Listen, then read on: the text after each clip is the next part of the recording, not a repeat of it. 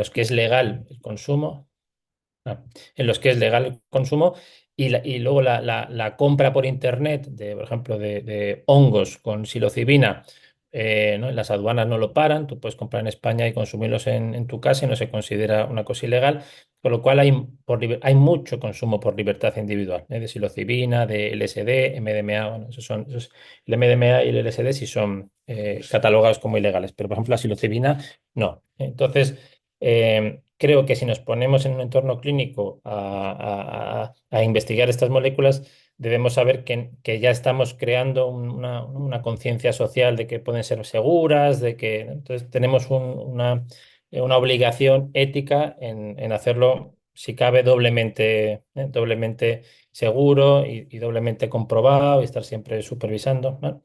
Luego, dos, aunque los beneficios terapéuticos son prometedores, ¿no?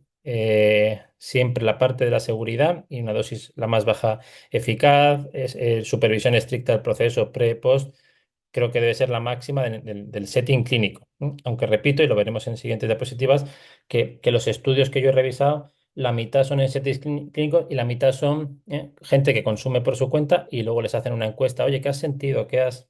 Y hay veces que no es comparable los efectos de la sustancia en uno o en otro setting.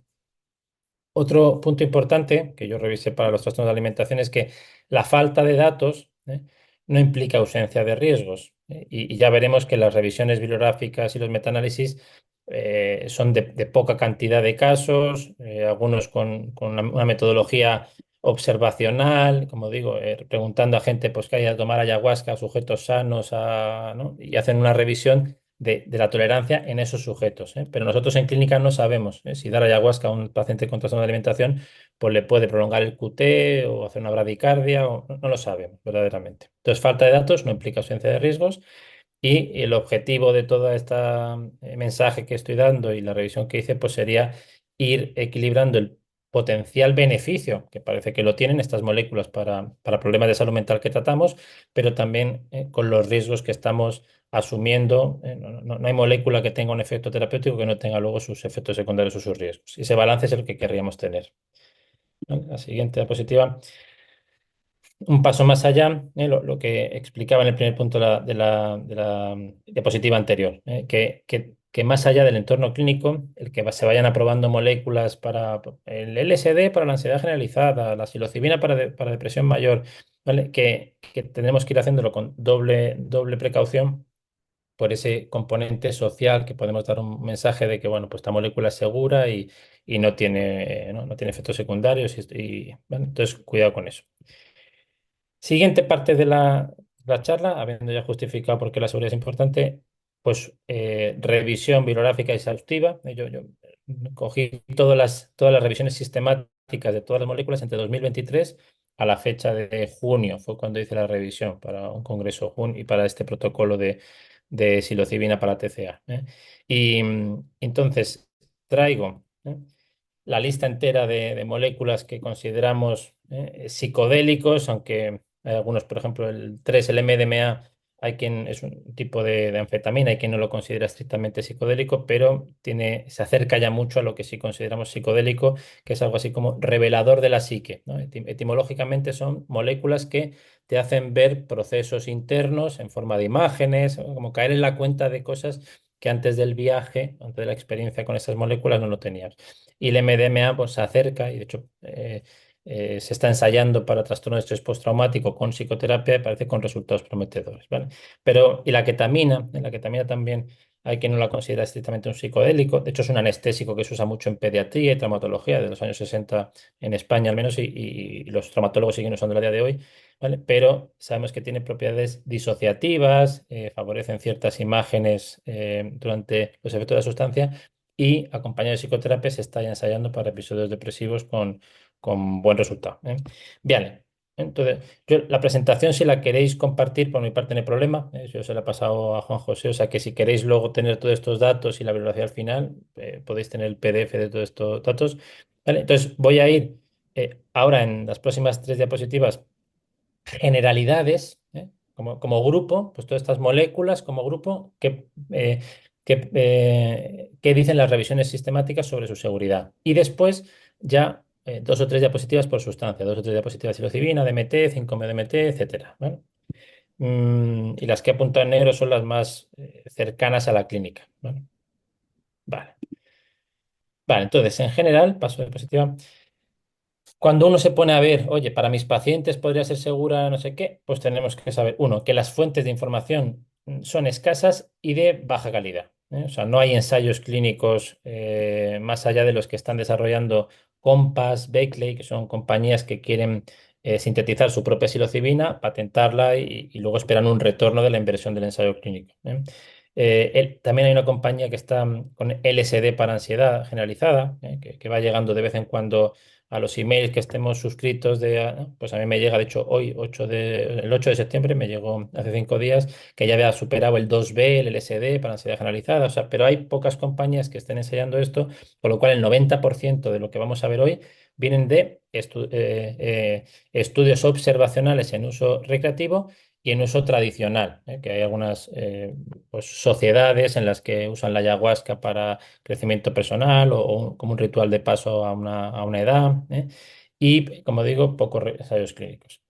Esas revisiones de 2023 a 2025 es lo que he hecho. Y después de leer toda esta bibliografía, suelen diferenciar tres puntos en los que tenemos que ir viendo. La primera es, oye, ¿estas moléculas pueden ser neurotóxicas? Es decir, tomar ketamina me puede luego dejar, no por la experiencia en sí, porque me resulte retador y tal, sino, oye, me está haciendo daño a las neuronas, estoy perdiendo luego capacidad atencional, ¿vale? Y ahí hay dos que sí parecen que tienen algo de neurotoxicidad, aunque luego pueden los beneficios superar los riesgos y bajan luego algunas pruebas neuropsicológicas, ¿no? Como que después de haber tomado esa molécula, pues durante unos meses tengo menos capacidad de atención sostenida, etcétera, ¿vale? Y luego, en segundo lugar, los efectos secundarios que llamamos agudos, y es durante la experiencia en sí, eh, pues que me siente mal, lo que se llama un mal viaje o una crisis de angustia durante el efecto de la molécula, ¿vale?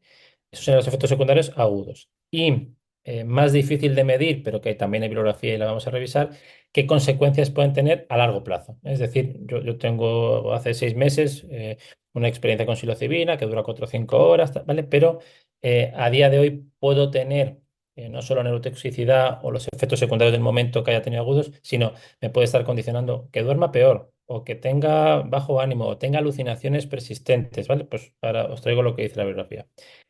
Y luego la parte de seguridad somática, ¿no? Salvo, por ejemplo, la ibogaína, que sí tiene una el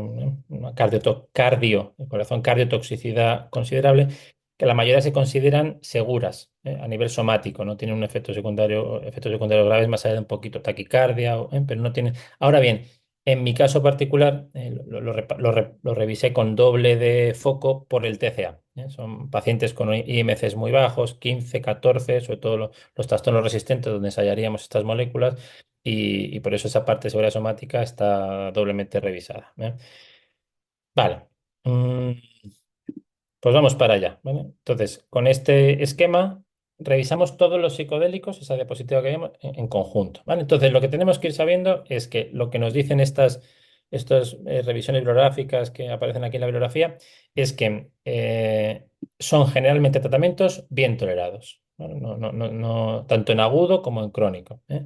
Y, donde también se ha ensayado mucho, que es en paliativos, personas que ya tienen por un cáncer, por una ELA cercana a la muerte, estas moléculas ayudan mucho a bajar la ansiedad frente a la muerte, ¿vale? Entonces también en ese grupo de pacientes son bien toleradas, ¿eh? Los beneficios superan con creces a los efectos secundarios o los riesgos tanto agudos como crónicos, ¿eh? Vale, luego, dentro de que son bien tolerados, hay efectos adversos que son comunes, son leves, y esto es en el momento tanto agudo como crónico, ¿eh? Repaso aquí. En el momento agudo, cefalea, náuseas, cierta ansiedad, mareos, aumento transitorio de la presión arterial, no se sabe si por la molécula en sí o por el estado de activación psíquico que produce, ¿vale? Y lo que os decía de neurotoxicidad, que luego repasaremos uno a uno, todo la ketamina, por ejemplo, sí que puede asociar unos ciertos cambios cognitivos días o semanas después de haber tomado la molécula. ¿Vale? Sutiles, medidos en neuropsicología. A lo mejor la persona lo puede notar, oye, pues estoy más distraído, estoy más... es leve, pero es significativo. Y luego, ¿vale? Lo que también querría resaltar, es esto que vamos viendo, y es que la ansiedad aguda, en el momento del viaje, empezar a ver imágenes y la persona sentirse mal, se beneficia mucho de hacerlo con alguien con quien yo tengo un vínculo previo y quien durante la experiencia está presente, ¿eh? O sea que también se pueden dar benzodiazepinas o antipsicóticos a dosis bajas durante la experiencia, pero que con lo interpersonal de, oye, ¿qué estás sintiendo? Déjalo sentir, estamos aquí contigo y esto que sepas que es transitorio. Con eso mejora mucho esa ansiedad aguda y se tolera mucho mejor, ¿vale? Por eso lo inseparable de la molécula con la relación terapéutica, que luego repasaremos. Vale. Mm, quizá como luego voy a ir molécula por molécula, ¿vale? Pues esta cosa más específica en ansiedad aguda, experiencias desafiantes, lo vamos a ir viendo después, ¿vale?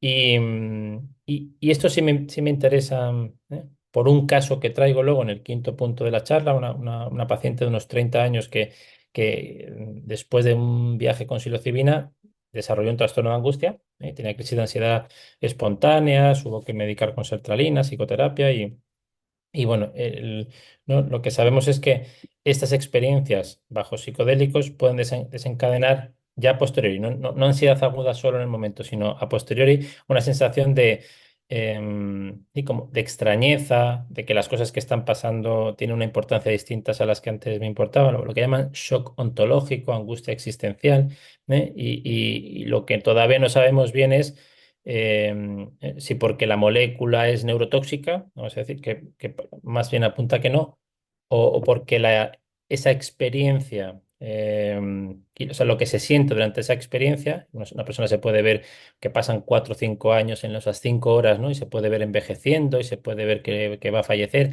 que eso deje, no sé, como el que ve una película y dice, me ha marcado esta película y ya ¿no? Y estás unos días con esa película en la cabeza, bueno, pues un año de shock ontológico y angustia existencial. Y esto mejora con psicoterapia, obviamente. Bien.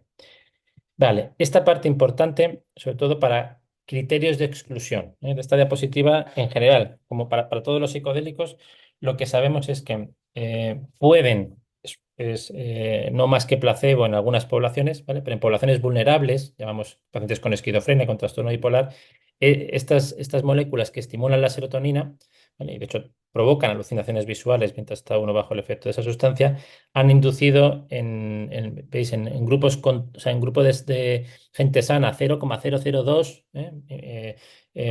vamos, similar a placebo, de tener luego un trastorno de alucinaciones persistentes, pero en individuos que tienen esquizofrenia 3,8. O sea, ¿qué podemos aprender de estas moléculas? Pues bueno, quizá en el futuro podamos ensayar una dosis más baja, pero como principio no se lo demos a alguien que tenga riesgo de psicosis, porque lo aumenta, ¿no? Ese viaje puede luego echarle leña al fuego, ¿no? Y tener la persona las semanas, meses después más riesgo de recaídas, más síntomas psicóticos, ¿no?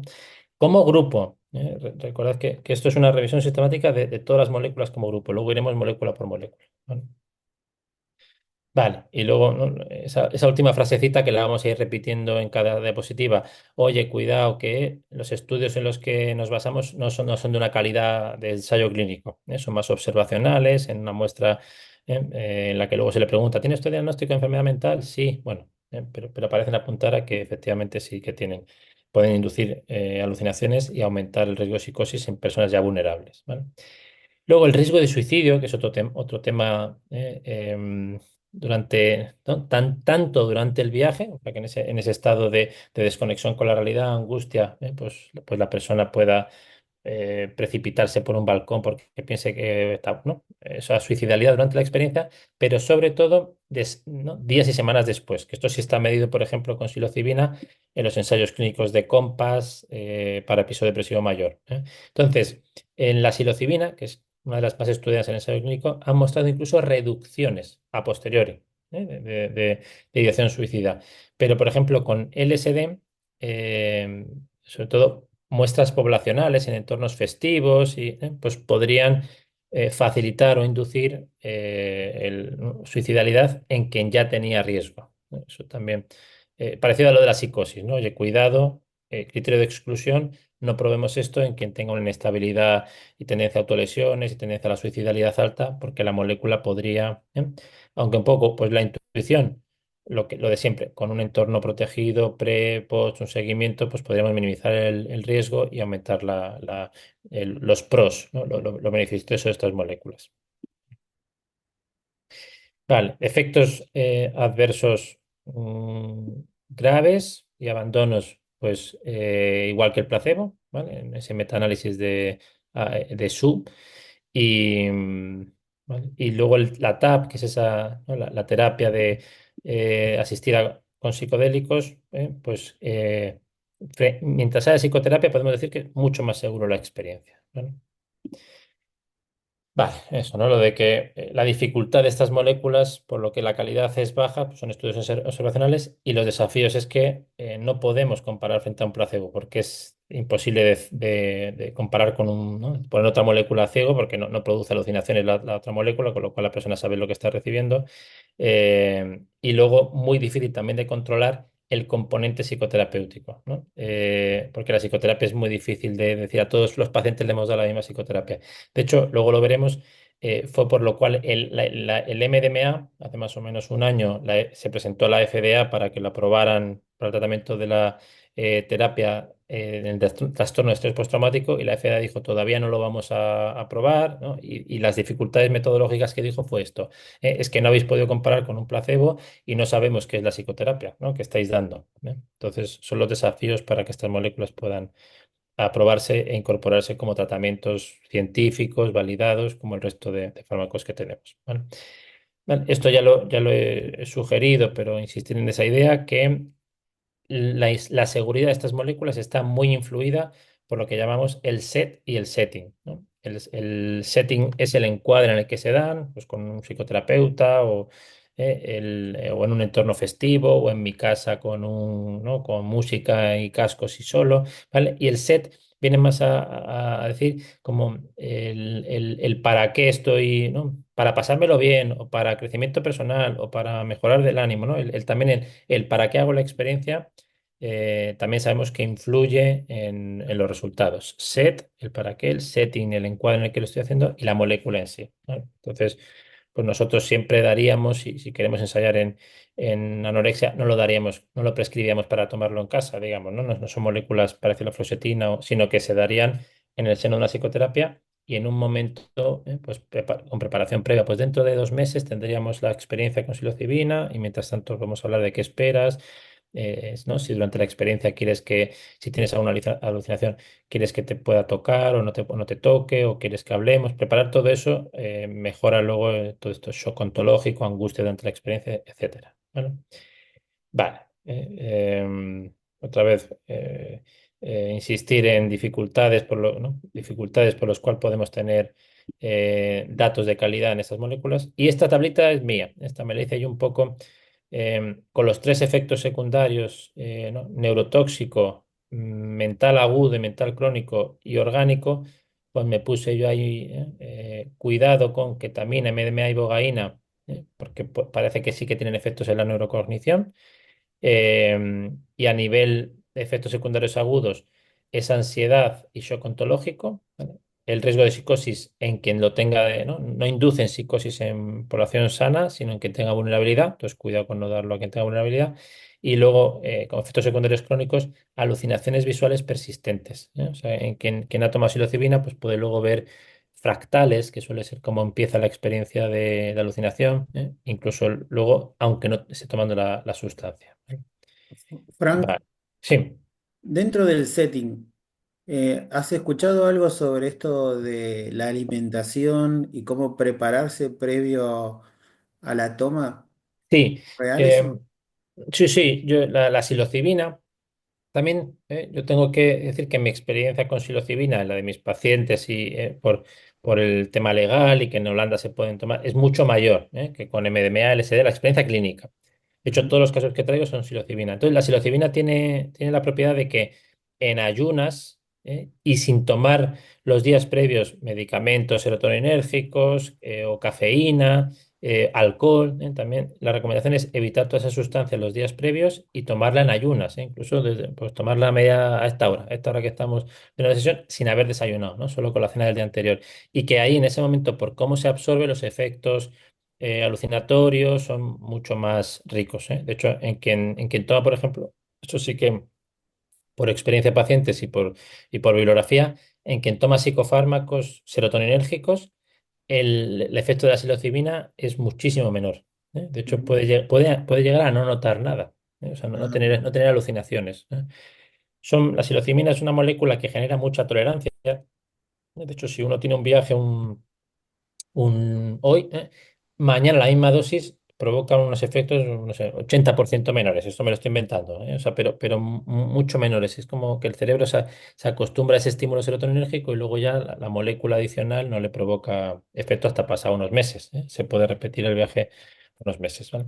Entonces, nos estamos adelantando a la psilocibina, pero justo es la primera molécula que aparece ahora, ¿eh? Pero sí, la alimentación influye en la absorción y en el efecto eh, ¿no?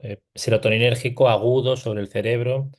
Entonces, con comida se absorbe muy lentitamente y no tienes ese efecto, ese boost tan grande, ¿eh? Entonces, sería más como tomar una dosis mucho más pequeña en realidad de lo que estás tomando, si no estás en ayunas.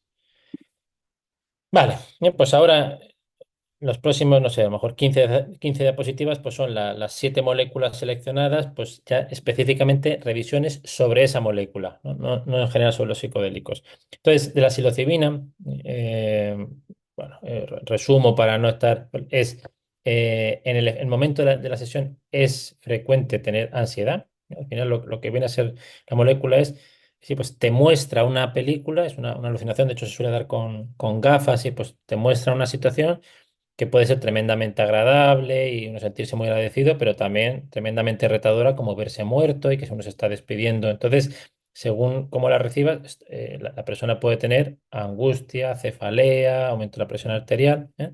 Pero, como decíamos, bueno, a nivel físico, segura, muy, muy segura. De hecho, no hay dosis letal.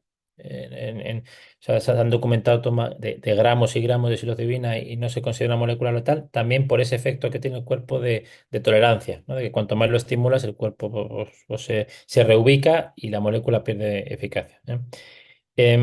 Eso, por eso, ¿no? Segura en términos de toxicidad física y efectos graves en los ensayos clínicos, de COMPAS, de Beckley, que están probando, no se han reportado en la población. Excluyen psicosis, excluyen suicidabilidad, ¿eh? No se han reportado efectos secundarios adversos persistentes, ¿vale? De ese tipo de psicosis inducida. ¿Vale? Mm, vale. Luego, otro tema, ¿vale? Ahora estamos hablando de la dosis, de cómo se usan ensayos clínicos, de la dosis alta, dosis única alta y luego días sin tomar psilocibina, ¿no? Luego hay gente que toma microdosis, eso yo no lo he visto en ensayos clínicos ni en muestras clínicas, lo he visto ya en consumo propio por libertad, ¿no? Suele ser además gente que ha probado el viaje y luego pues, compra por internet y se toma unas microdosis todos los días, ¿eh? Que eso tiene un perfil de efectos secundarios diferente, ahora comentamos, ¿vale? Entonces, en esa idea de psicodélico agudo y, ¿vale? Pues que sepamos que son una molécula segura físicamente, que sí que provoca ansiedad en el momento de la experiencia, pero que después, ¿no? Después deja más el efecto terapéutico, ¿no? Y ese toque de shock ontológico existencial, pero que con psicoterapia se reconduce y se integra, ¿no? Vale, como digo, ¿no? La reducción de suicidabilidad que veíamos en ensayos clínicos, pero también había otro estudio, el de Baji, que informaba de que aumentaba la suicidio. O sea, depende de qué muestras, eso es, depende de qué muestra selecciones, pues podría haber un subgrupo de pacientes en el que sí podría aumentar, ¿eh? Y lo que yo he podido hablar con médicos que se dedican, que han trabajado para Compass, es en quien ya tenía ideación suicida previa, ¿sabes? O sea, que hay que seleccionar muy bien a quién le damos la molécula porque sí, sí que puede. en algunos casos aumentar, como pasaba como los antidepresivos en adolescentes, ¿no? Que tienen esa alerta de cuidado porque cuando sube la serotonina al principio, pues activas y puedes ¿no? desinhibir a la persona hacia esa posibilidad. Bueno, vale. Eh, Otra pregunta es si provoca adicciones, ¿vale? No padece, o sea, no está descrito el trastorno por uso de psilocibina, para empezar por esa propiedad que tiene de tolerancia muy alta y que pierde el efecto. Y, vale. Y como decíamos, a mi pregunta de contraindicaciones, bueno, pues trastorno bipolar, inestabilidad anímica, psicosis previas, ¿vale? Y lo que sí sabemos, ahora pondré, es que el IMC bajo sí tolera muy bien. O sea, yo revisé IMC bajo, hígado con hepatitis, porque pacientes con TCA lo tienen. Y a ese nivel no hay documentados que tenga efectos secundarios físicos. Como que el cuerpo tolera bien la dosis de psilocibina, incluso con IMCs bajitos de 15, 14, poquito taquicardia. O sea que habría que controlar el potasio, habría que controlar la frecuencia cardíaca, pero no como algo que la molécula puede provocar un riesgo extra, ¿no? Sino el propio del trastorno en sí. Vale, y luego una diapositiva de las microdosis que encontré en esa revisión de Modzelewski, sí que hacía referencia a la microdosis. Y entonces, bueno, si la dosis alta, digamos, pues puede producir cefalea, un poco de ansiedad. La microdosis también podría, pero en menor cantidad. Y no se han observado esos efectos secundarios tipo psicosis a largo plazo.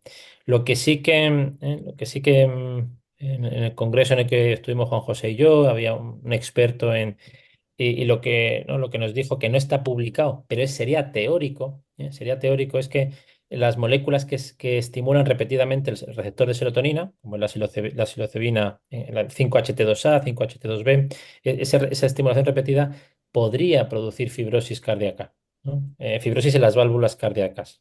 Pero esto es porque otros medicamentos que lo estimulan se han retirado del mercado por eso, pues dicen, ¿no? Cuidado con la psilocibina en microdosis a largo plazo, pero es más un problema teórico, ¿eh? O sea, no tenemos datos ni de bibliografía ni publicados de que puedan producir fibrosis valvular la psilocibina teóricamente sí lo podría producir. ¿Vale? O sea, por no dar ese mensaje de que la microdosis es segura de por vida. Oye, cuidado, ¿eh? No lo ensayes en ti si no sabes que tienes cierto riesgo de eso, ¿no? Vale. Y bueno, en concreto la anorexia, que esto me interesaba a mí, pues repasé, ¿vale? Compass ya tiene abierto en Londres, hizo un fase uno, un fase 2 y de ahí es donde tengo los datos de que se tolera bien en IMCs bajos y parece que o sea, con resultados prometedores en cuanto a eficacia. Que en una patología que es huérfana de tratamiento, la psilocibina desatasca o ayuda a pacientes que tienen un trastorno de anorexia, sobre todo severo y de larga duración, que es donde se ensaya la molécula. Vale, estos son específicos de TCA, ¿vale? El Peck et al. Es la publicación del fase 2A de psilocibina para anorexia nerviosa. Vale. Em, vale, de la psilocibina, repito que es específico de criterios de inclusión y de exclusión para TCA. ¿Vale? Y este es mi resumen. Cuando yo quisiera, a ver si lo conseguimos, probar en la población del Gregorio Marañón y el Santa Cristina con TCA, pues estos serían los criterios de exclusión para mis pacientes, ¿no? Vale, siguiente, ya algo más rápido porque hay menos datos. ¿Vale? Pues el 5-MeO-DMT, que es también ¿no? Estimula los receptores de serotonina. Esto se saca, igual que la psilocibina es de unos hongos, de las trufas de un hongo y tal, el DMT se saca de la saliva de un sapo, ¿no? Y tiene un efecto mucho más corto. Esa es la ventaja del 5-MeO-DMT, que dura unos 20-30 minutos frente a la psilocibina que dura 4 o 5 horas y obliga. Entonces, ya han ensayado 5-MeO-DMT en depresiones, con Beckley, por ejemplo, tiene un 5-MeO-DMT, no sé si es inhalado, han hecho, y de ahí podemos tener ciertos datos clínicos que junto con los que toman ese extracto de esa por su cuenta, pues tenemos esta revisión que se tolera bien. Parece que es más el tipo de imágenes que se provocan durante el viaje son como más extrañas, más alejadas de la realidad, y eso pues podría dar una sensación de angustia y de shock ontológico algo mayor, pero esto es de revisiones, ¿no? de cualitativas de lo que dice la gente que lo consume, pero a efectos de científicos, pues tolerancia similar y potencial de adicción bajo, ¿no? Frente al LSD, que sí tenemos ensayo clínico por esta compañía que lo está desarrollando para un LSD sintetizado por ellos y para la ansiedad generalizada, ¿vale?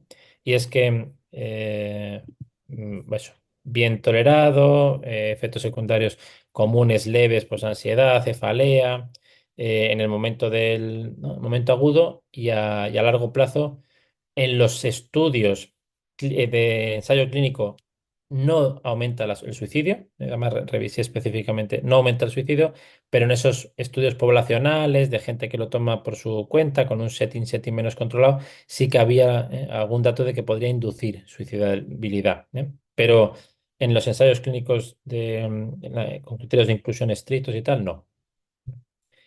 Y bueno, el riesgo de psicosis similar a la psilocibina. En quien tuviese un riesgo previo sí podría inducirlo, pero no como algo importante en población general. Bueno, a ver, aquí.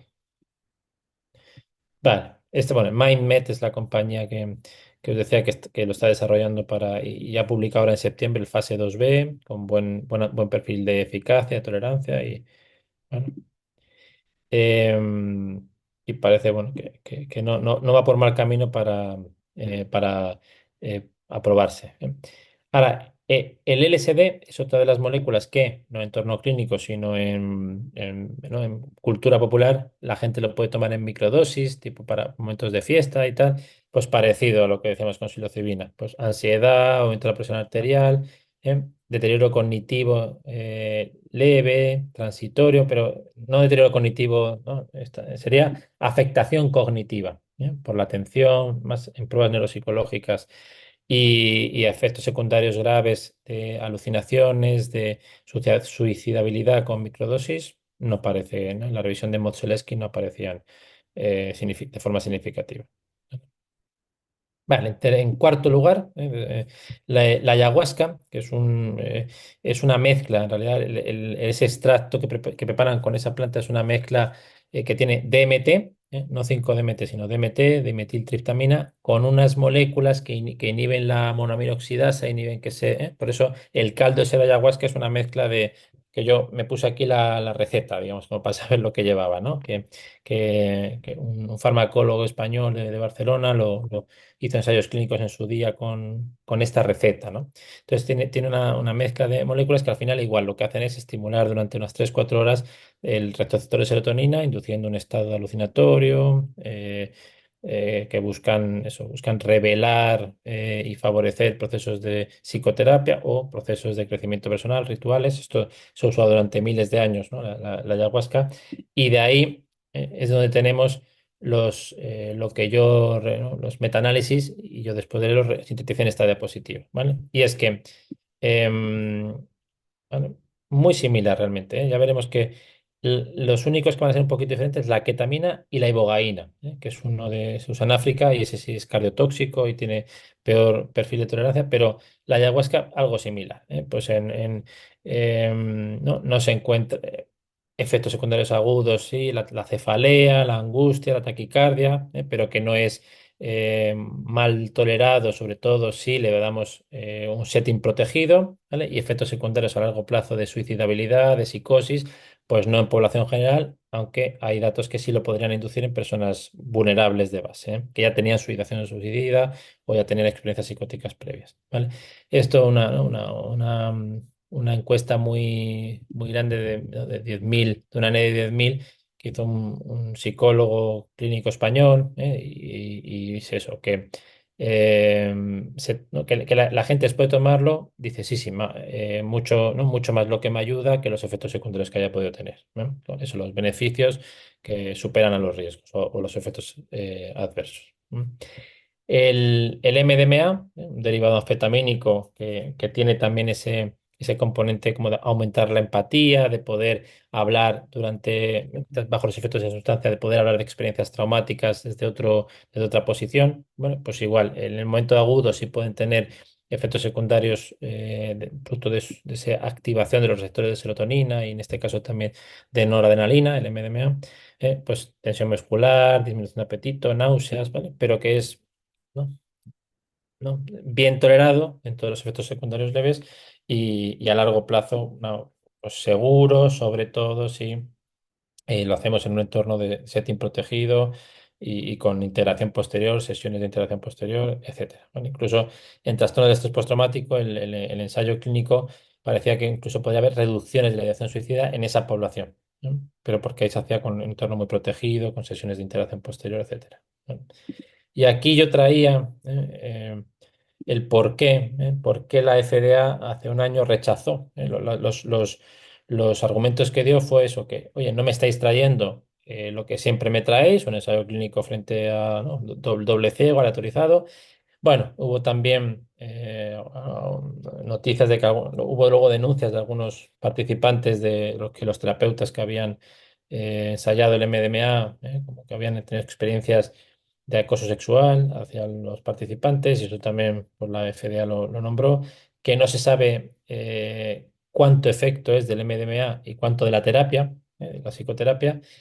Aquí no lo he puesto, pero también decían, oye, explícame lo que es la psicoterapia, o sea, qué se hace en esas 8 sesiones o 12 sesiones con el paciente, y luego que el seguimiento era escaso, ¿no? Como que habían hecho un seguimiento a 6 meses o 12 meses y que querían también datos de, oye, esto puede inducir luego adicciones a MDMA, ¿vale? Entonces, por eso hicieron, y no se aprobó finalmente, lo ensayaba esta Lykos, esta compañía. Vale. La ibogaína, ¿vale? Tiene un perfil diferente. De hecho, la ibogaína sí que tiene ensayos clínicos, sobre todo en trastorno de heroína. Gente que tiene consumo por heroína parece que es una molécula no mágica, ¿no? Pero casi como que quita el síndrome de abstinencia de una forma muy importante y favorece la desintoxicación y deshabituación a heroína de una forma importante, también induciendo una experiencia psicodélica con alucinaciones visuales. Y lo que debemos recordar como específico de la ibogaína es la cardiotoxicidad, ¿eh? Prolonga el QT de una forma significativa y puede provocar insuficiencia cardíaca aguda. Bueno, Esta mm, ibogaína es la que habían probado en eh, Barcelona. esa es. Los compañeros que venían de Barcelona al Congreso, digamos, son expertos, ¿no? Son de los referentes a nivel mundial de ensayos clínicos con ibogaína para metadona. Jenis Oña, la compañera Rosa, no recuerdo el apellido, pero Rosa Dueñas, tenían los años 80, 90, incluso en los 2000, diferentes ensayos clínicos con ibogaína, sí. Y Y que eso, que había, comentaban que muchos dejaban de fumar también. sí, y que Dejaban de eso fumar. no era un outcome, no era una hipótesis, digamos, de antes, oye, sino que luego cuando preguntaban que no les apetecía fumar, ¿eh? O sea, que tienen ese efecto de deshabituación de luego heroína, que era uno de los factores principales que se medían, pero también que dejaban de fumar, sí, como un efecto secundario, digamos, ¿no? Del tratamiento. No se Claro. buscaba, pero sucedió y lo consideraban como algo bueno. Vale. La ketamina la revisé, especialmente no se considera, como digo, un psicodélico habitual, pero la propiedad que tiene es que de todo lo que hemos revisado, en España al menos, es el único que podemos recetar a un médico. O sea, yo puedo recetar ketamina a un paciente, ¿no? Y no puedo recetar ninguno de los demás, pero no son moléculas. Entonces, la ketamina, al ser ya un anestésico, como digo, probado por la Agencia Española del Medicamento, disponible en farmacias para administrar al paciente, pues es muy fácil, bueno, muy fácil, perdón, es mucho más accesible. Pues si tú quieres hacer un ensayo clínico independiente con pacientes con anorexia y a ver si la ketamina les ayuda en un estado de resistencia al tratamiento habitual, a desatascar ya, pues lo tengo ahí como una segunda posibilidad después de la psilocibina de poderlo ensayar en pacientes con anorexia resistente, ¿eh? Y lo que debemos recordar es que la experiencia aguda sí que es de las más, digamos, desagradables, ¿eh? Puede incluso a veces provocar como confusionales agudos y digamos que es más disociativa, que el resto de moléculas, ¿no? Que a una dosis pues no sé, de psilocibina de 25 miligramos, pues sí que hay una sensación de estar fuera de mí, de verme a mí mismo desde fuera, de poder analizar, pues pero la ketamina parece que da experiencias mucho más alejadas de la realidad, desconectadas con lo que soy, como una pesadilla, vamos a decir, ahí un poco Ujú. deslavazada esto pasa porque tenemos datos con anestésico. O sea, la gente que tiene una cirugía con ketamina en la UBI luego puede tener unos confusiones agudos que se tratan con antipsicótico ¿vale?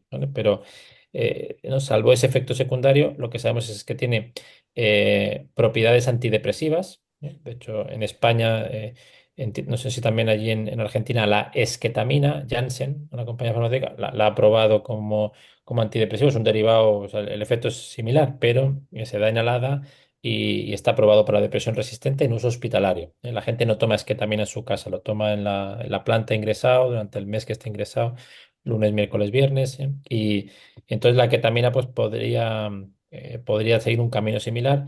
Lo que pasa es que como es muy barata y ya está fuera de patente, pues no hay apenas ensayos clínicos sponsorizados por industria. Son ensayos clínicos independientes que hacen algunos grupitos con poca muestra y por eso creo yo que todavía no está tan probada como los efectos beneficiosos potenciales podrían justificar.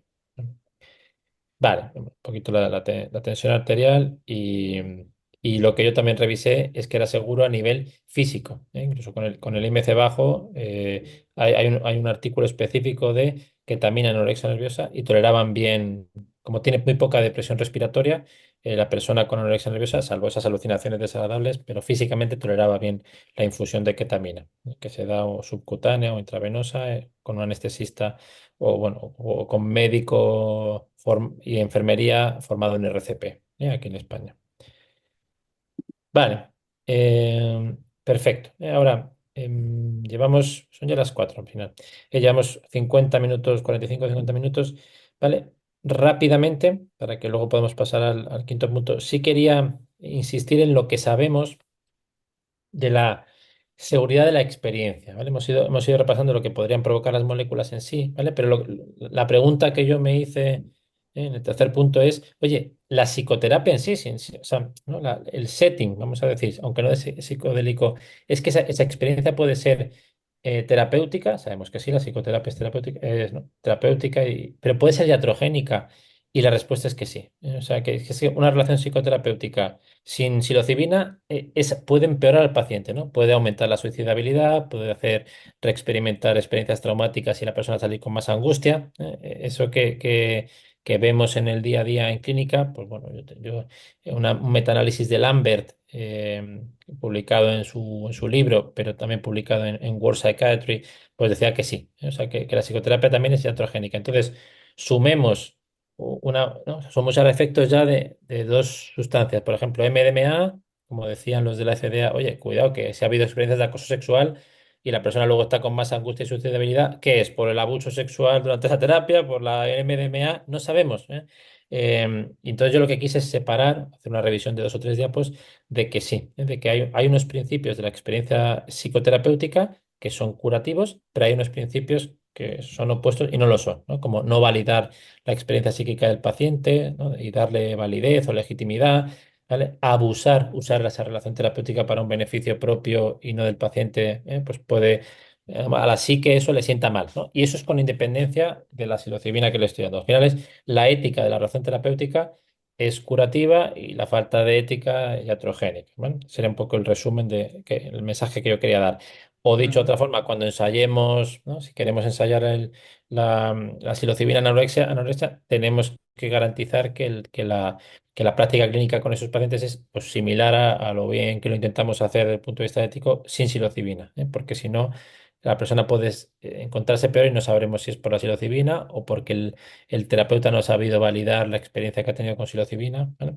Y luego hay artículos, y esto no lo traigo revisado, pero por ejemplo, hay otros condicionantes de la experiencia que sabemos que provocan o beneficio o iatrogenia, ¿no? Por ejemplo, la música. La música, hay un ensayo clínico, o sea, un artículo de un alemán que decía que según la música que le pusiera, ¿no? Durante la experiencia psicodélica, la persona describía mucha menos ansiedad, mucha menos angustia, ¿vale? O sea, al final el mensaje es, sí, son unas moléculas que provocan unos efectos, pero son inseparables de el entorno, el setting en el que estoy viviendo esa experiencia, ¿no? Hasta el punto de que el señor provocó, o sea, comparó esta música con esta música, ¿no? Con los terapeutas igual, la misma dosis, la misma, y los que escuchaban la música se sentían menos ansiedad y los que escuchaban otra música estaban angustiados, ¿no? Entonces, bueno, pues que sepamos que es muy compleja la experiencia psicodélica y a veces o sea, inseparable el efecto de la molécula de todo lo Es como demás. que la experiencia psicodélica te coloca en una posición de hipersensibilidad al entorno. Sí, para mí es como subir el volumen. De hecho, uno de los casos que traigo al final, lo que decía, que había hecho 7 años psicoterapia semanal ¿no? Y luego probó ese viaje a psilocibina y decía, es que es como las cosas que he podido ver durante 4, o sea, ¿no? Después de 4 años de terapia, no sé qué, condensadas y puestas en escenas, en imágenes. Me acordé de mi abuelo, me acordé de mi abuela, me acordé de mis padres del divorcio, ¿no? Todo eso vivido, sí, o sea, es y como subirle el volumen a una percepción de uno mismo hacia adentro y eso pues es, uno está especialmente vulnerable en ese, e influenciable por la música que escucha, por lo que le diga, por las palabras que le diga o las que no le diga al terapeuta. Se suele recomendar eh, que durante un viaje no se digan muchas cosas, porque no es fácil de, no, tranquilo, o sea, como unas cosas muy, respira, estamos aquí contigo, vuelve, ¿no? Te recomiendo que te pongas de nuevo la máscara, acuéstate, o sea, ¿no? De validación y de presencia, pero no que te pongas allá, no, no, tu abuelo te quería mucho, ¿no? O sea, que la parte del lenguaje, cuando uno está bajo los efectos de esas moléculas, no es igual que cuando estamos en una psicoterapia al uso, ¿no? Sino más, más como un anclaje de la relación, pero sin tratar de hacer reflexiones complejas porque no se puede en ese estado, ¿no? Vale, bueno, entonces la psicoterapia es esa relación que lo que yo quería repasar es que sí, es que en ese momento, si no hay una alianza terapéutica, si no hay o no, una serie de acuerdos en para qué hacemos la psicoterapia, en cómo la vamos a hacer, un vínculo con características positivas que no es la validación de la realidad psíquica del paciente, tolerar su incertidumbre, en fin, hay una serie de, creo que lo traigo por aquí, en una revisión de World Psychiatry te decían esto, ¿no? O sea, fluidez, claridad, calidez, incluso aquí esta, ¿no? Em, Aquí, en esta revisión de World Psychiatry, de Walpole, ¿no? La bibliografía está mal, es Walpole y Norcross, de 2013. Pues te iba poniendo cada componente de la relación terapéutica que es curativo, ¿no? O que daba cuenta del efecto terapéutico. O dicho de otra forma, si no hay esos elementos, alianza, ¿vale? Vínculo positivo, pues la psicoterapia puede ser iatrogénica y la persona empeora, ¿no?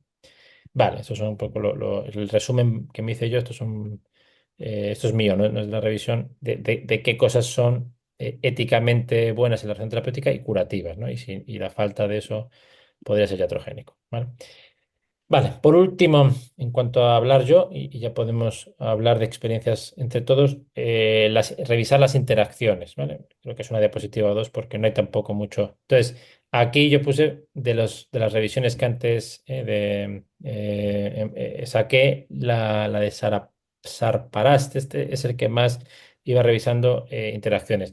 Y el resumen es cuidado con lo serotoninérgico, o sea, dar moléculas serotoninérgicas a quien ya toma algo serotoninérgico puede aumentar el riesgo de síndrome serotoninérgico, ¿no? O más o menos leve, o sea, desde náuseas, vómitos a un síndrome serotoninérgico de esos con alteración del nivel de conciencia, miclonías, pero más teórico, porque realmente no he visto ningún caso publicado. Y luego, con antipsicóticos, como disminución de los efectos, ¿vale? Y con litio, convulsiones, ¿vale? O sea que esto también, si lo queréis tener, aunque yo lo que suelo hacer es, cuando un paciente me dice, oye, no, estoy pensando en hacer un no sé qué, ¿qué medicación toma? Y la reviso, una por una, porque esto de memoria es difícil sabérselo, pero lo traje aquí resumido y yo me he quedado con eso, serotoninérgico, disminución de eficacia con algunas moléculas y cuidado con el litio, ¿eh? Mm. Litio y psicodélicos. Vale, y esto, no se sabe. O sea, ahora mismo no hay. ¿Qué pasa si alguien toma un antihipertensivo, omeprazol? No se sabe porque no hay datos. Entonces, estamos a ciegas con estos no psicofármacos, ¿no? Fármacos habituales que toma la persona por otro momento, por otro motivo, perdón, si interaccionarían de una forma u otra con los psicodélicos, no lo sabemos.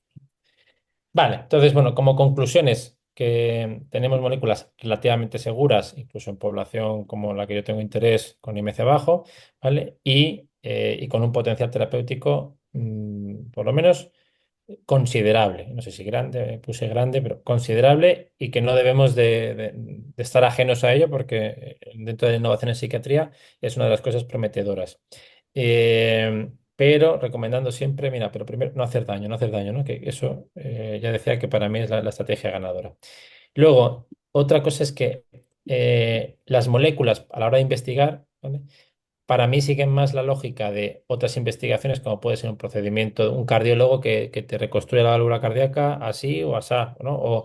O un anestésico, dicho de otra forma, que no es posible cegar. ¿Eh? O sea, yo no puedo abrir a alguien en el quirófano para poner una válvula, a ti te pongo un placebo, a ti una válvula, ¿no? Entonces, tenemos que desarrollar protocolos de investigación no comparado con placebo, ¿no? Sino como con una lógica de, venga, le voy a dar a esta población y si al cabo del quinto caso no tengo, pero no comparado con placebo, ¿no? No obtengo esta respuesta, paro el ensayo y si obtengo esta respuesta seguiré. ¿Vale? Eso es parecido a los protocolos de investigación con procedimientos médicos y con moléculas que no se pueden cegar como un anestésico. Y luego, muy importante, cuidar el aspecto relacional. Ya vimos que el MDMA en parte no se aprobó porque no se sabía describir el protocolo de psicoterapia y porque durante la psicoterapia hubo iatrogenia, ¿no? Con acoso sexual. Y ya, por último, lo que os decía, qué casos queremos traer, tanto yo que traigo dos o tres viñetas, como lo que, ¿no? Dudas que traigan los pacientes, experiencias que hemos tenido nosotros, para el resto del tiempo que nos queda, compartirlo. Y gracias por este tiempo que me habéis prestado para contar mi experiencia y mi revisión. ¿No? Gracias. Bueno, Bueno, muchas gracias, Francisco. gracias, Juan Muy José. buena la exposición. Gracias. Vale, yo creo que dejo de compartir y así nos Sí. vemos. Vale, Ahora aquí abrimos el estamos. espacio a preguntas. Si alguno quiere preguntar, sea por el chat o abriendo el micrófono. Sí, Francisco, sí. ¿podés comentar un poquito cómo trabajan ustedes ahí en el hospital? Si hacen pulsos de psicodélicos, cada cuánto lo controlan, qué efecto tienen. Vale, o sea, en el Hospital Gregorio Marañón todavía no hemos dado ni a un solo paciente psilocibina. ¿Eh? O sea, la experiencia es que los pacientes se van al extranjero para probarla y en Londres, ¿eh? En el, ¿cómo es? Ahora me saldrá el nombre del hospital. En el Maudsley Hospital no es. Bueno, un hospital de Londres donde ¿no? trabajan. Joder, ahora se me han ido. Ahora recordaré los nombres. Ahí es donde han hecho el ensayo este de Peck et al. Compass, ¿no? Entonces tenemos esos datos en anorexia nerviosa y lo que hacen los pacientes cuando se van a hacer sus viajes y luego vuelven. Pero no hemos podido dar. Yo lo que tengo es un protocolo eh, en conversaciones con el servicio de farmacia, para hacer un ensayo clínico independiente, pero es que la financiación de eso no tenemos financiación. ¿Eh? O sea, a día de hoy, a nivel ético, se justificaría, pero no tenemos financiación para hacer eso por todo la CRO que necesitaríamos para seguir los casos, ¿vale? Entonces, ¿qué hacemos o sea, con los pacientes? El ensayo clínico de COMPAS, dosis única, 25 miligramos dentro del setting habitual, una sesión pre, un viaje de 5 horas con terapeuta presente, ¿vale? Y luego unas sesiones de integración post. ¿Vale? Ese es el protocolo, eh, tanto para depresión como para anorexia nerviosa, más habitual, una dosis única de 25 miligramos. Mira, acá Jimena pregunta, ¿cuál es el encuadre legal en cuanto a la indicación de psilocibina, ya que es algo que nosotros los médicos no podemos indicar? Se refiere a la Argentina, también en España, ¿no? Sí, en España nosotros no podemos prescribir psilocibina, ni 5-MeO-DMT, ni nada de lo que he nombrado, menos ketamina, ¿no? La ketamina sí que se puede, en un contexto de depresión resistente, fuera de ficha técnica, decir, oye, mira, propongo a este paciente para darle. y recientemente la esketamina por Janssen, pero que se ha probado no Mm. como asociada a una psicoterapia, sino como medicamento habitual, ¿no? Entonces, lo que sí nos encontramos son pacientes que libremente, por eso ponía la primera diapositiva, libremente dicen, oye, he escuchado que, o sea, me encuentro muy mal, quiero curarme, he escuchado no sé qué, o consumen la sustancia por su cuenta. Por eso digo que es un asunto muy importante el estar a la orden del día en esto, porque los pacientes lo buscan por su cuenta, ya Claro. sea yéndose al extranjero, en Holanda, por ejemplo, en Europa, que está a 2 horas en avión de España, es legal la compra y el consumo de la trufa, no del hongo, de la trufa. Y ahí hay compañías, hay 200 y pico empresas que se dedican a hacer una meditación y luego el viaje con música en directo, luego una sesión de interacción, ¿vale? Y luego puedes comprar a Holanda, pero con libre comercio dentro de Europa, que te traen un paquetito como el que compra un paquete de café y te lo traen a tu casa y al tomártelo tienen los efectos ¿vale? Pero entonces legal no se puede prescribir, excepto cuando en España lo que sí hay son centros que estas compañías, Compass y Beckley, ¿vale? Dentro del contexto de un ensayo clínico, dicen, oye, pues el hospital de la Fundación Jiménez Díaz o estos de Barcelona, ¿no? Se ofrecen para dar muestra clínica y hacer el protocolo que nos mandas. Entonces, ahí sí, ¿eh? De hecho, la compañía manda la psilocibina al hospital y le administramos psilocibina. Pero es en ese contexto de ensayo clínico, de protocolo de ensayo clínico pasado por el comité de ética y sponsorizado por industria hasta ahora, porque yo no conozco ningún ensayo clínico independiente que dé psilocibina ¿no? A iniciativa del propio hospital. Mm. Sí. Em, eh, Viste que muchos lo autoadministran. En la Argentina lo que he visto yo es que hay ciertos grupos que se Ujú. encargan de llevarte a algún lugar, tener unos días de retiro y ahí administrar la psilocibina. Es como Sí. eso sin un resguardo legal. Eso en España no tiene resguardo legal. De hecho, yo conozco casos, porque salen en la prensa, de gente que se dedicaba a eso y les han cerrado. La Guardia Civil ha cerrado ese negocio.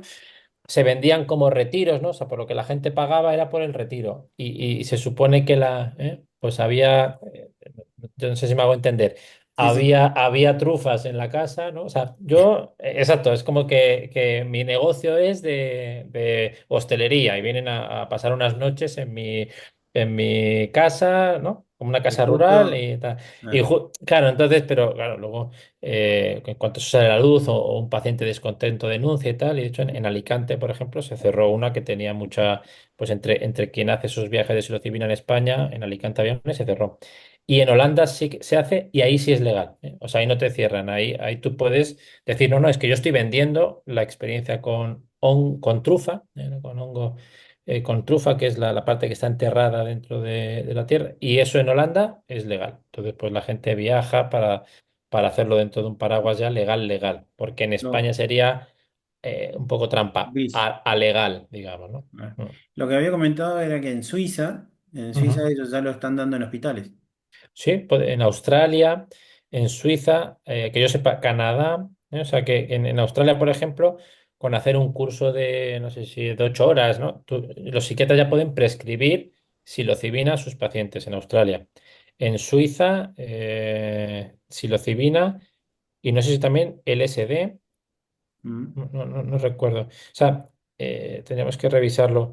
Pero sí que sé que en Australia, en la psilocibina, es que estoy haciendo memoria de que en algún país el MDMA también, ¿no? La FDA lo tumbó para Estados Unidos, pero el MDMA, y es que no sé si es Australia también. O sea, creo que en Australia tienen los dos aprobados, ¿eh?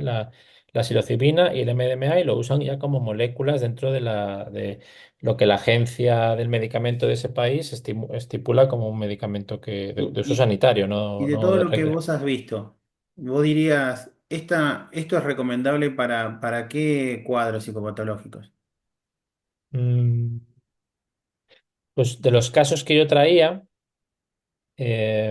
¿no? Que he hecho memoria de donde ha tenido un buen efecto, donde ha tenido un buen efecto es en gente ¿no? muy cercana a la salud, esto ya no como médico, ¿no? Como conocido, muy cercano a la salud y sin psicopatología. Entonces, el medicamento actúa como de catalizador, digamos, del proceso de vivir, aprender, madurar, ir, ¿no? Ir fomentando valores, aceptar muerte un poco como un catalizador de madurez, digamos, ¿no? Claro. Eso en personas sanas. Y en personas con psicopatología, yo sí tengo, perdón, ahora, en depresiones vinculadas a experiencias y complejos traumáticos, sobre todo de aspecto relacional, ¿no? Pues mi padre nunca me llevé con él o me dejó cuando era... Y siempre con una psicoterapia previa. O sea, donde yo he visto que la molécula repara, o sea, vendría a ser como que tú la psicoterapia, ¿no? Como si fuese una herida, ya estás colocando los bordes, está, ¿no? Y entonces el psicodélico, el viaje ese psicodélico, como que acelera un montón la reparación, pero tiene que haber antes una preparación previa de... Acá, a ver, Mira. hay un comentario. No sé si Ujú. quiere Santiago desbloquearte y comentarlo, porque es muy extenso el... Sí, ¿no? Un poco experiencias personales que tenemos, o si lo quieres leer, Santiago, tanto de efectos secundarios somáticos como estoy leyendo en diagonal. Bueno, Mm. Santiago, ¿me escuchás? A ver si lo podemos desmutear y que él comente. Ah, el audio, que no tiene audio. No, lo puedo leer. Ah, dale. Que un caso cercano, pues un tío que ha sacado un libro de vivencias y cambios de vida y de perspectivas desde sus viajes con ayahuasca, usando todas esas settings tradicionales indígenas en el país Colombia. Y después ¿no? la psicoterapia posterior ha podido ser hipnosis regresiva, experiencias de viajes místicos, todo es muy... Ahora cuento una cosa del misticismo, todos permeados por ese misticismo muy intenso que cuenta que llevó a una sanación, y como de reconciliarse quizás, sí, eh, ¿no? Lo de la sanación.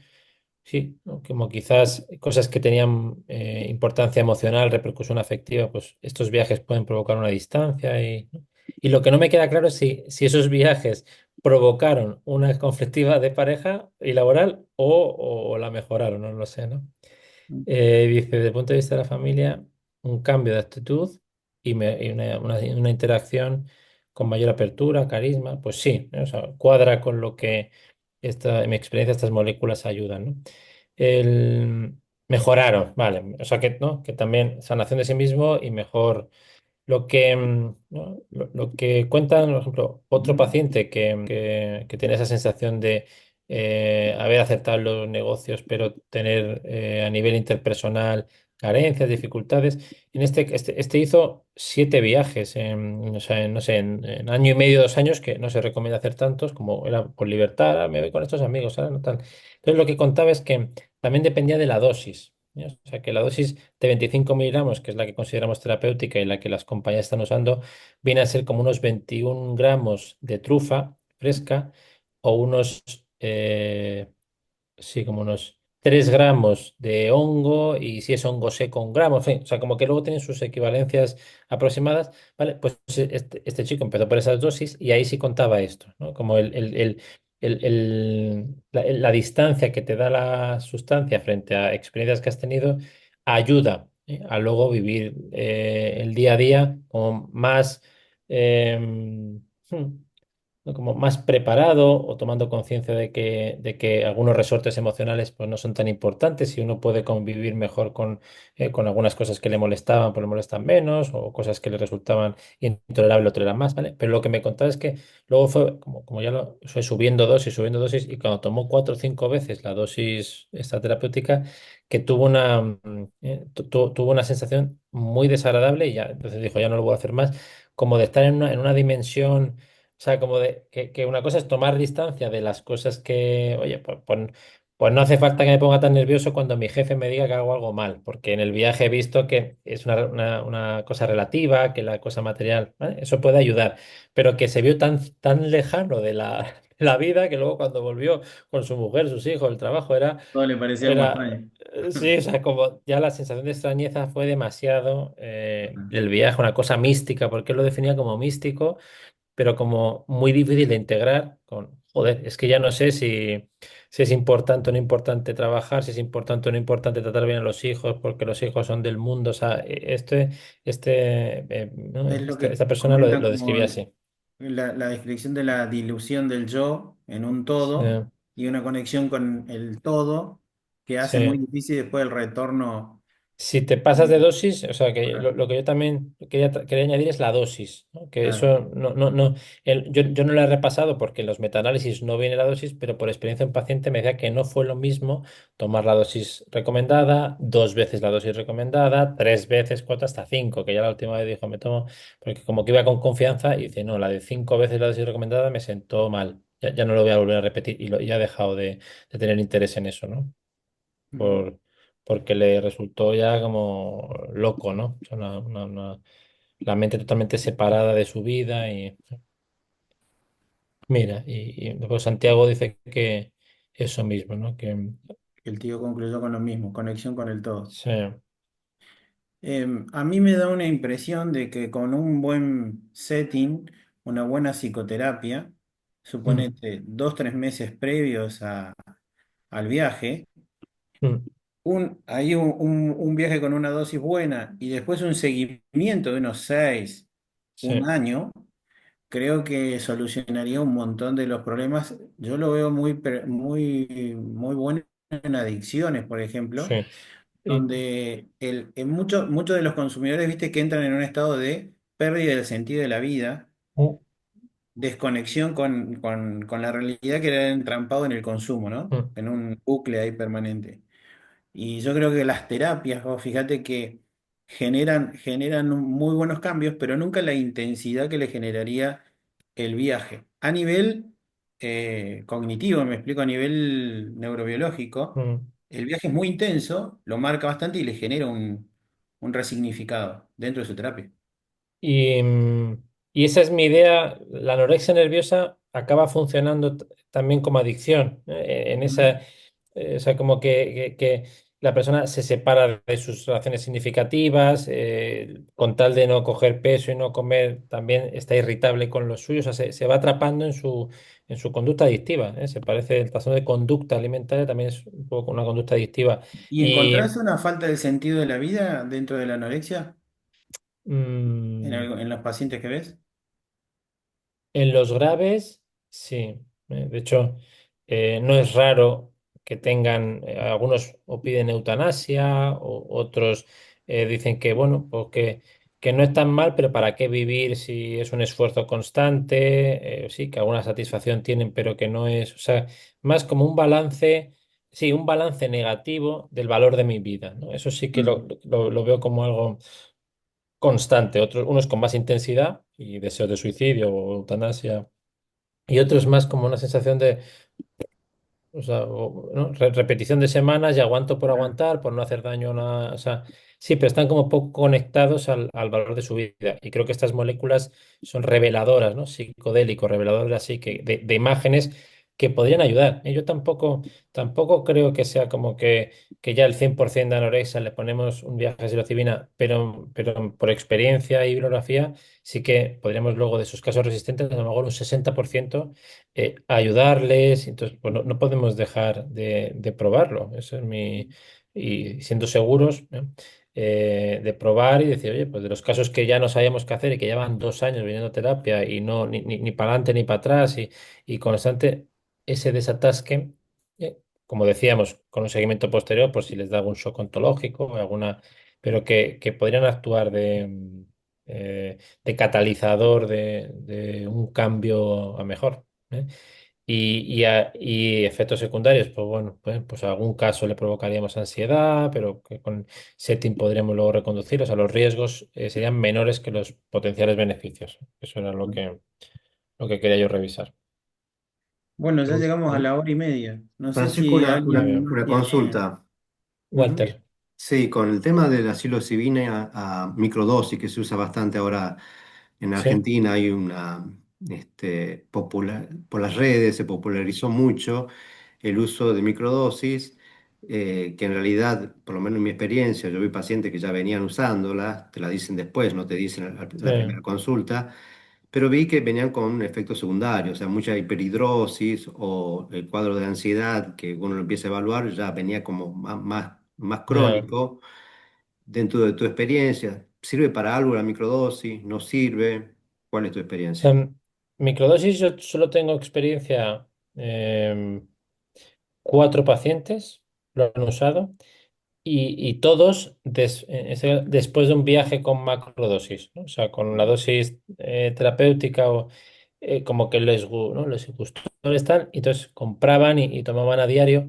Entonces, y en mi experiencia, 4 casos tampoco es, pero era una especie de, ¿no? Decían, es que no sé si es placebo o es tal, pero como que voy en el metro y que antes el metro me agobiaba o, no sé, o me resultaba desagradable y ahora puedo estar más conectado, me fijo en la gente, me fijo, bueno, como ¿no? Como un aumento de la empatía, de disfrutar de la música, también como que como más conectado, pero que en estos 4 casos era tan sutil, que decían, oye, pues no sé si es por la psilocibina o porque, ¿no? O placebo, o sea, que no eran experiencias que no tuviesen sin microdosis, ¿no? A lo Ah, mejor lo que hacía era favorecer que fuesen más diarias, ¿no? ¿No? Pero que eran experiencias que, o sea, que un día bueno cogiendo el metro también, ¿no? Tomando el metro también podían tener, pero con la psilocibina era como que, bueno, pues todos los días, y lo usaban a lo mejor durante un par de meses, no, porque bueno, hay que comprarlo, lo traen, o sea, que es que no conozco casos de estos de tomárselo religiosamente durante años, ¿no? Y qué efectos puede tener eso, sino era más una prueba, y ¿no? La hipótesis sería que a lo mejor sería un buen sustituto de un ISRS, a lo mejor, ¿no? Eso sería Mm. a lo mejor la hipótesis que se pudiese usar como antidepresivo en, en casa, no traerlos al hospital para darles una dosis alta o mandarlos a hacer un retiro de una dosis alta, sino pero no conozco bibliografía y mi experiencia son 4 casos y era muy sutil el efecto, ¿no? Aunque eso de la hiperhidrosis que me cuentas yo me la apunto, para explorarlo, pero quizá por ese exceso de serotonina, no sabemos si ese caso tomaba también SRS además de la microdosis o no. El caso de la hiperhidrosis, Mm. Solamente tomo psilocibina un par de meses ya, y después cuando me ya, consulta, después me blanquea que había tomado yo le doy un ya. IRS, y después una buena evolución, le saco el IRS, pero ella seguía incluso con la hiperhidrosis, o sea, y no era por el IRS, Ah, ya lo tenía de antes. ya. Y lo asociaba a esos 2 meses de Claro, que lo había.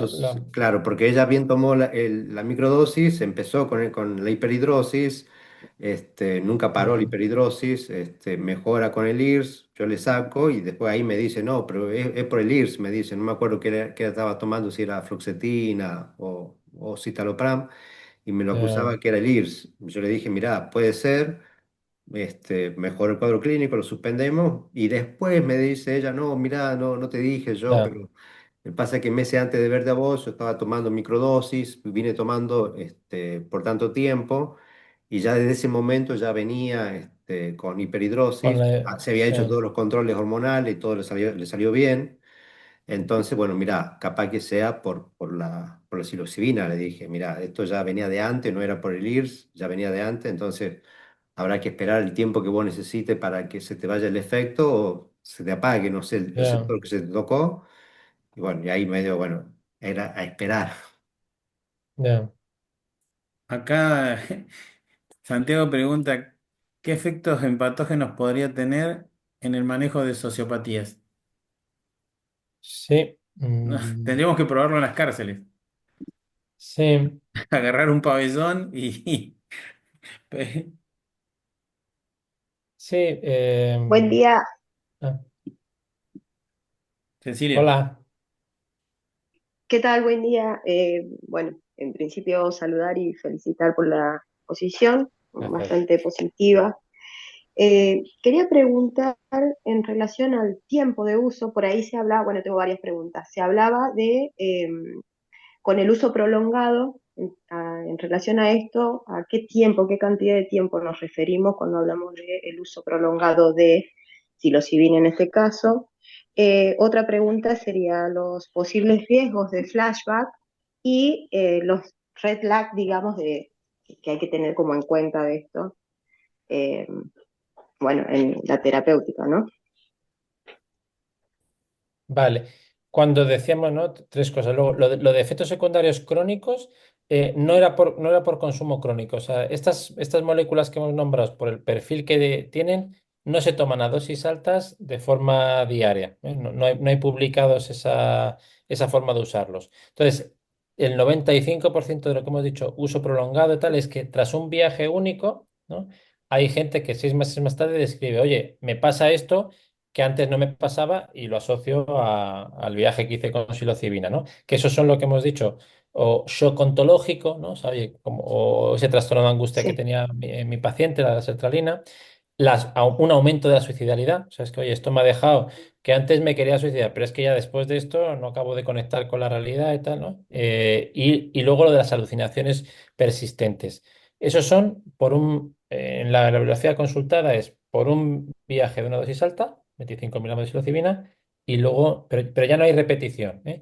Los datos que hay de microdosis, o sea, la persona sí toma una dosis bajita, que no le hace alucinaciones, pero la toma de forma continuada, es que no tiene efectos de ese tipo, de shock ontológico, bueno, hablábamos ahora con Walter de la hiperhidrosis, nombré yo lo de este farmacólogo que advirtió del efecto posible en fibrosis cardíaca, por tomar mucha psilocibina, pero cuando hemos dicho efectos secundarios a largo plazo, no es por tomarlo a diario, ¿no? Sino por ese viaje bien. agudo con consecuencias que haya tenido, ¿no?